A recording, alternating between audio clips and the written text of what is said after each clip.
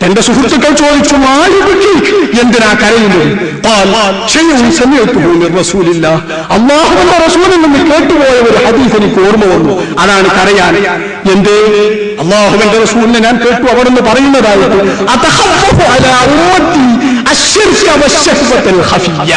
ഞാൻ എന്റെ ഉമ്മത്തിനെ കുറിച്ച് പേടിക്കുന്നു. ഗൂഢമായ ശിർക്ക്, ഗൂഢമായി ഒളിച്ചു വെച്ച താല്പര്യങ്ങളും. ഏതാ ശിർക്ക്? ഇവിടെ വിളിച്ചു പാർട്ടിക്കുന്ന ശിർക്കില്ല, ഇസ്തിഗാസയുടെ ശിർക്കില്ല. ഈ ഉമ്മത്തിന്റെ മേൽ പേടിക്കുന്ന ശിർക്ക് ഒരേ ഒരു ശിർക്ക്. അല്ലാഹുവിന്റെ റസൂൽ പറയുന്നത് ചോദിക്കുന്നു. ശദ്ദാദ് പറയുന്നു, ഞാൻ ചോദിച്ചു, യാ റസൂലല്ലാഹ് അതുശരിക്കു ഉമ്മത്തുക ബഅദക, തങ്ങൾക്ക് ശേഷം തങ്ങളുടെ സമുദായം ശിർക്കിൽ പെടുമോ? തങ്ങളാകെ 23 കൊല്ലക്കാലം വന്നത് ഖിയാമത്ത് നാൾ വരെ തൗഹീദ് ഇവിടെ സ്ഥാപിക്കാനല്ലേ. അങ്ങയുടെ ദൗത്യം പരാജയപ്പെട്ടുവല്ലോ. അങ്ങയുടെ സമുദായം തന്നെ, തൗഹീദിന്റെ സാക്ഷികളാകേണ്ട സമുദായം തന്നെ ശിർക്കിൽ അകപ്പെടുമെന്നോ? എന്താണെന്ന് പറയുന്നത്? അല്ലാഹുവിന്റെ റസൂൽ പറഞ്ഞു, ഞാൻ അതേ ശിർക്കിൽ അകപ്പെടും. പക്ഷേ ഇന്നഹും ലാ യഅബുദൂന ശംസ വലാ ഖമറ വലാ ഹജറ വലാ വതന. സൂര്യാപരമല്ല, സൂര്യപൂജകരല്ല, ചന്ദ്രപൂജകരല്ല, ഇന്ദ്രപൂജകരല്ല, കല്ലുപൂജകരല്ല, വിഗ്രഹപൂജകരല്ല. എങ്കിലും ഔലിയാക്കന്മാരുടെ പൂജകർ എന്നെങ്കിലും ഇവിടെ കൂട്ടിച്ചേർക്കരുത്. അമ്പിയാക്കളുടെ പൂജകന്മാർ എന്നെങ്കിലും ഇവിടെ കൂട്ടിച്ചേർക്കരുതോ? അല്ലാഹുവിന്റെ റസൂൽ പറയുന്നു, ഇബാദത്തിന്റെ ശിർക്ക് ഇവരിൽ വരികയേ ഇല്ല.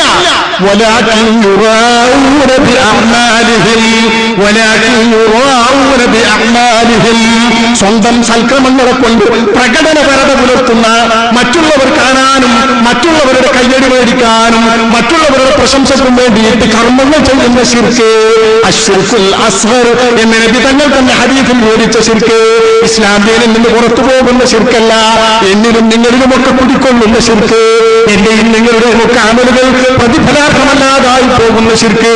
എങ്കിലും എന്ന് ശരിക്കും ഹൃദയമറിഞ്ഞ് പശ്ചാത്തപിച്ചാൽ അള്ള പുറത്തു തന്നേക്കാവുന്ന ശിർക്ക്.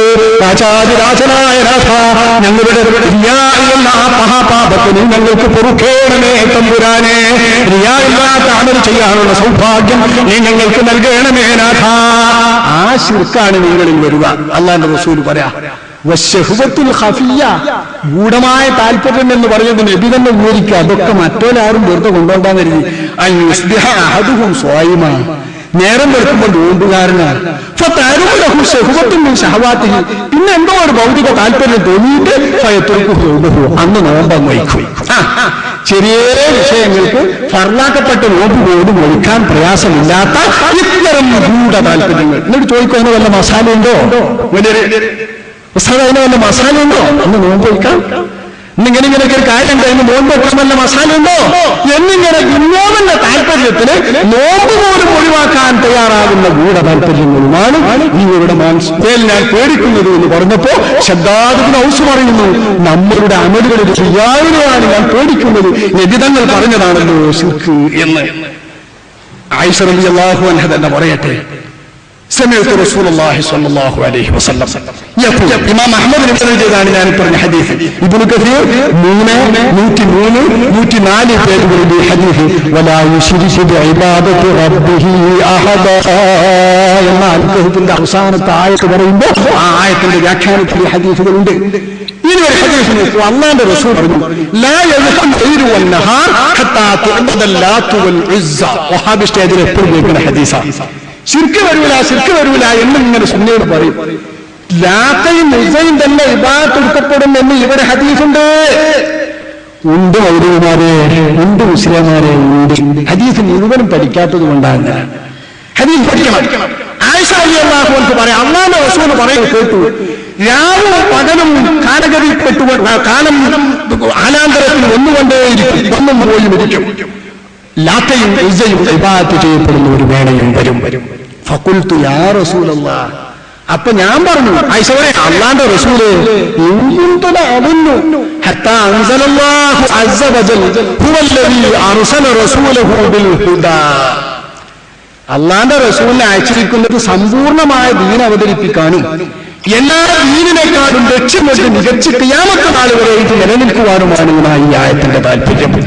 ഈ ആയത്ത് അവതരിപ്പിച്ചപ്പോൾ മുതൽക്ക് ഞാൻ ആലോചിച്ചു വരുന്നതും വിചാരിച്ചു വരുന്നതും അന്നദാലിക്കത്താം, ഈ ദീൻ സമ്പൂർണമായി ഖിയാമത്ത് വരെ ഇത് നിലനിൽക്കുമെന്നാണ്. അങ്ങ് പറഞ്ഞു നോക്കുമ്പോ അങ്ങയുടെ സമുദായത്തിന്റെ അകത്ത് ലാത്തന്റെയും ഉസ്സയുടെയും ഒക്കെ ഇബാദത്ത് വരുമെങ്കിൽ പിന്നെ എന്തിനാണ് അങ്ങയുടെ ധർമ്മം? അങ്ങേ നിയോഗിച്ചത് എന്തിനാണ്? അങ്ങേ പ്രവാചകരാക്കി നിയോഗിച്ചതിന്റെ താല്പര്യം എന്താണ്? അള്ളാന്റെ റസൂൽ അതുവരെ നിൽക്കൂലെങ്കിൽ, റസൂലുള്ളാന്റെ ദീനത്ത് വരെ നിൽക്കൂലെങ്കിൽ എന്ന് ഞാൻ ചോദിച്ചു. ആയിഷ റളിയല്ലാഹു അൻഹയോട് റസൂൽ പറഞ്ഞു, ഇന്നഹു സയകൂനു ദാലിക മാഷാ അല്ലാഹു അസ്സ വജൽ. എന്റെ ദീൻ തൗഹീദ് ഖിയാമത്ത് നാൾ വരെ നിൽക്കും, ശരിയാണ്. പക്ഷെ അല്ലാഹു ഉദ്ദേശിക്കുന്ന കാലം വരെ നിൽക്കും. അങ്ങനെയില്ല, ഉമ്മത്ത് ശിർക്കിന്റെ അകത്തേക്ക് പോകാതെ തൗഹീദിന്റെ വാഹകരായി വക്താക്കളായി നിൽക്കും. എന്നിട്ട് നല്ലൊരു കാറ്റ് യമനിൽ ഇങ്ങനെ അടിച്ചു വരും, മന്ദമാരുതൻ.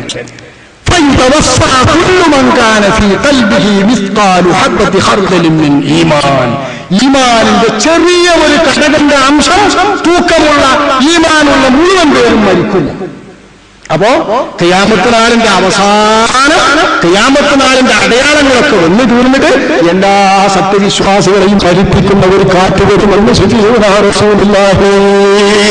ആ കാറ്റ് വന്നാൽ ഒരു വിശ്വാസവും ഇവിടെയില്ല, ഒരു പണ്ഡിതനും ഇവിടെയില്ല, ഒരു സ്വാലിഹും ഇവിടെയില്ല, ഒരു വലിയും ഇവിടെയില്ല, ഒരു സാധാരണക്കാരൻ മുസ്ലിം ഇവിടെയില്ല, സത്യവിശ്വാസത്തിന്റെ അംശമുള്ള ഒരാളും ഇവിടെയില്ല. അത്തരം ഒരവസ്ഥ വരുമ്പോൾ ഒരു നന്മയും അവശേഷിക്കാത്ത വെറും കെട്ടവരാകും.